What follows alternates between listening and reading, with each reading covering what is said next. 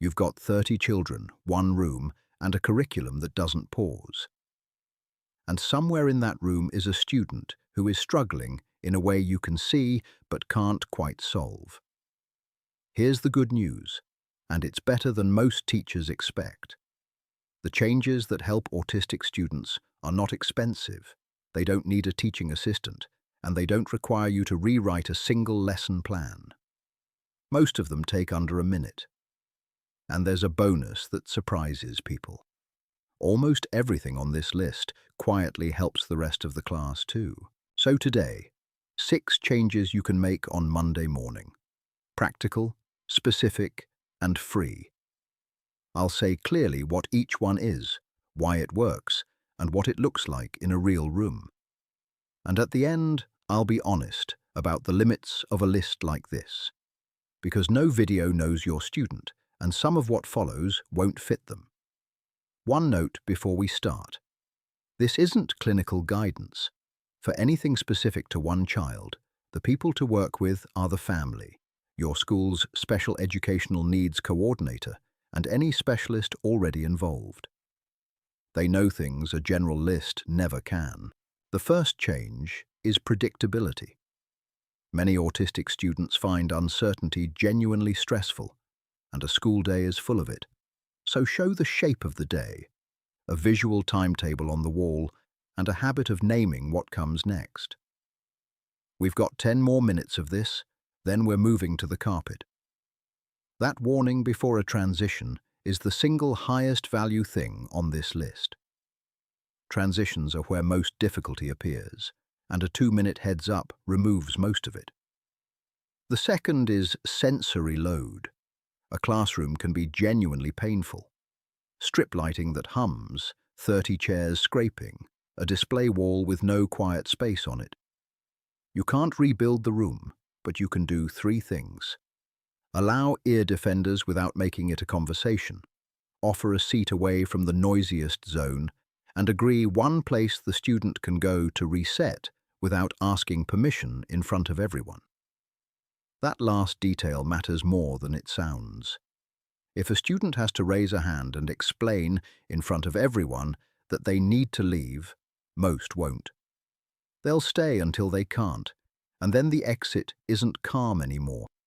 Agree a signal in advance, a card on the desk, a word, a nod. Then honor it without discussion, every time. The third change is how you give instructions. Teachers naturally chain them. Write, get your books out, turn to page 40 and write the date. For a student processing language differently, 3 instructions in one breath can collapse into none. So separate them. 1 instruction, then a pause, then the next. Use concrete language and go easy on idioms. Pull your socks up and give me a hand are genuinely confusing to a literal thinker, and the confusion looks like defiance. The fourth is processing time, and it's the one most of us get wrong. After you ask a question, the silence feels enormous to the teacher and often feels normal to the student. Count to 10 in your head before you rephrase, repeat, or move to another child. Rephrasing restarts the processing from the beginning. The student was on their way to an answer, and you just took it away. The fifth change asks you to widen what counts as taking part. We tend to read participation through a narrow window. Eye contact, hand up, speaks in front of the class. For many autistic students, eye contact is uncomfortable and can actively reduce how much they take in. So a student looking away may be listening harder, not less. So offer other routes in. Let them write an answer rather than say it. Let them show you at the end rather than in front of everyone. Let a partner report back for the pair. Give the question in advance so the thinking can happen before the spotlight arrives. None of this lowers your expectations. The student still does the work and still shows you the learning. You've simply removed a barrier that was never part of the subject you're teaching. It's worth asking yourself a blunt question when you plan a task. What exactly am I assessing here? If you're assessing understanding of the water cycle, Then speaking in front of 30 people is not part of it. It's a delivery method you happened to choose.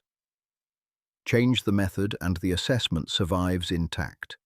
Keep the method and you may be measuring confidence instead of knowledge. The sixth change is the biggest shift in thinking, and it changes the other five. When an autistic student shuts down, walks out, or reacts in a way that looks disproportionate, the most useful question is not, how do I stop this behavior? It's, what was this telling me? Almost always it's one of a short list. It was too loud. Something changed without warning. The instruction wasn't clear. They were exhausted from holding it together all morning. The behavior is the smoke. The trigger is the fire.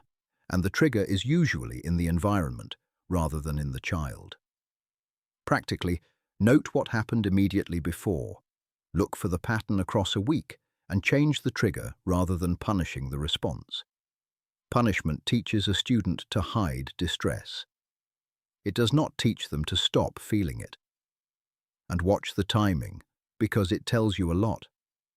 If the difficult moments cluster at the end of the morning, you are probably looking at accumulated effort rather than a single trigger. A student who has been managing the noise, the lights, and the social decoding since 8:30 and has simply run out. The answer to that isn't a consequence. It's a break earlier in the day, before the tank is empty. Before the last step, let me be straight with you about what this video is not. It is not a plan for your student. Autistic students differ from each other as much as any other group of 30 children. The saying holds, if you've met one autistic person, you've met one autistic person. Some of what I've described will fit your student well. Some won't fit at all, and a couple of things might be actively wrong for them. So treat this as a starting menu, not a prescription. The two best sources you have are cheaper and closer than any training course. The family, who have years of data on what works, and where appropriate, the student themselves. Older students in particular can often tell you exactly what helps, and are almost never asked. So what's the one thing to do on Monday? Just one.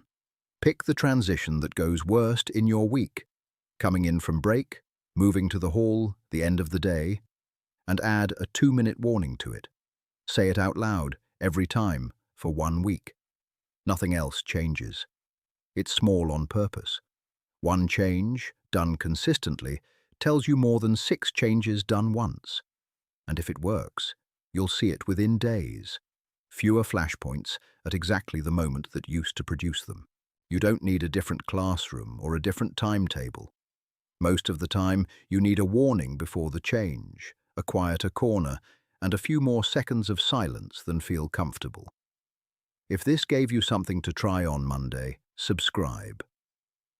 One topic every week for parents and teachers of neurodivergent kids. No fear, no judgment, just support. See you next week.